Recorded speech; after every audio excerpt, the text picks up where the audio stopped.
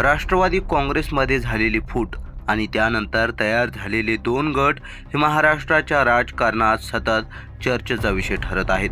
शरद पवार आणि अजित पवार या दोन नेत्यांमधील राजकीय समीकरणे आणि त्यावर उमटणारे परिणाम हे राजकीय विश्लेषकांसाठीही उत्सुकतेचा विषय ठरत आहेत। अलीकडील काही घडामोडींमुळे दोन्ही गटांमध्ये जवळीक निर्माण होते का हे प्रश्न उपस्थित होऊ लागले आहेत। नेत्यांच्या भेटीगाठी, विधानसभेतली वर्तवणूक आणि परस्परांबद्दलची सौम्य भूमिका या साऱ्या घटनांमुळे अनेक प्रश्न निर्माण झालेत।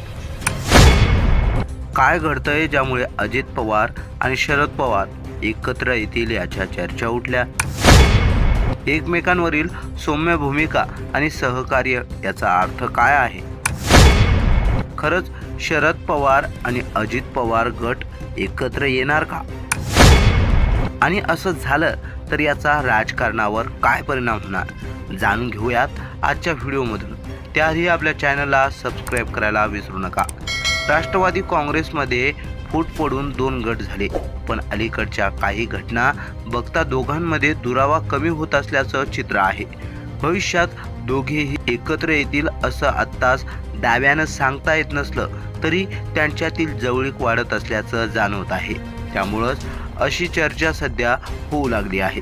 दोन पवार वेगळे झाल्यानंतर अजित पवार गटाचे प्रफुल्ल पटेल यांचं राज्यसभा सदस्यत्व रद्द करावं अशी याचिका शरद पवार गटानं राज्यसभेचे सभापती जगदीप धनखड यांच्याकडे केली होती।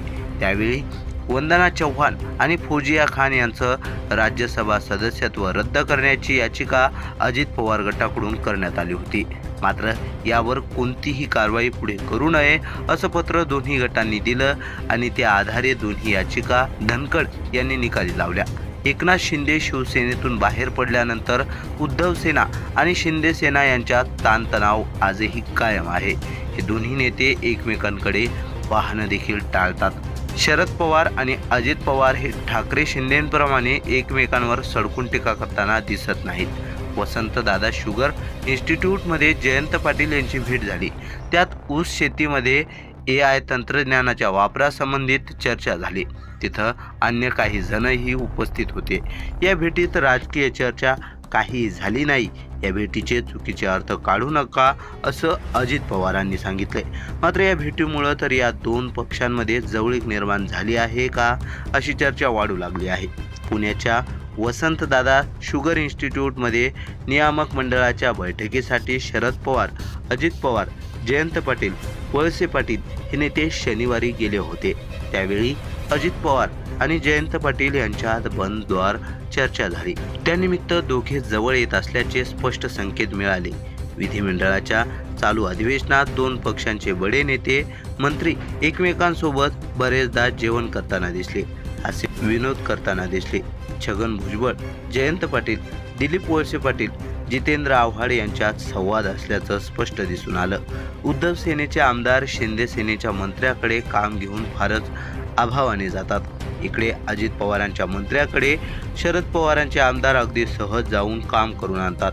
विधिमंडळाच्या दोन्ही सभागृहामध्ये शिंदे सेना, उद्धव सेनेचे आमदार एकमेकांवर अनेकदा धावून जातात, पण अजित पवार, शरद पवार गटातल्या आमदारांमध्ये तसं कधीही घडत नाही।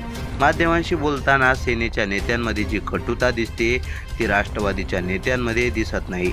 त्यामुळं राष्ट्रवादीचे दोन गट कधीही एकत्र येऊ शकतात असं सध्या म्हटलं जातंय। भाजपसोबत असलेल्या अजित पवार गटाचं समीकरण, शरद पवार यांचा स्वाभिमानी राजकारणाचा इतिहास यामुळे दोघांमध्ये कायमस्वरूपी युती होईल का हे सांगणं कठीण आहे। राजकीय वर्तुळात म्हणतात महाराष्ट्राचं राजकारण क्षणाक्षणाला बदलतं। त्यामुळं राष्ट्रवादीचे हे दोन गट भविष्यात एकत्र येतील का हे पाहणं रंजक ठरणार आहे। मात्र सध्या तरी दोघांमधील सौहार्द आणि संवादाचा सूर पाहता आगामी निवडणुकांपर्यंत अनेक अनपेक्षित घडामोडी घडू शकतात। तर तुमचं यावर काय मत आहे? शरद पवार आणि अजित पवार पुन्हा एकत्र येतील का? तुमच्या प्रतिक्रिया खालील कमेंट बॉक्समध्ये लिहायला विसरू नका। तसंच अजूनपर्यंत आधुनिक केसरी चॅनलला सबस्क्राईब केलं नसेल तर नक्की सबस्क्राईब करा।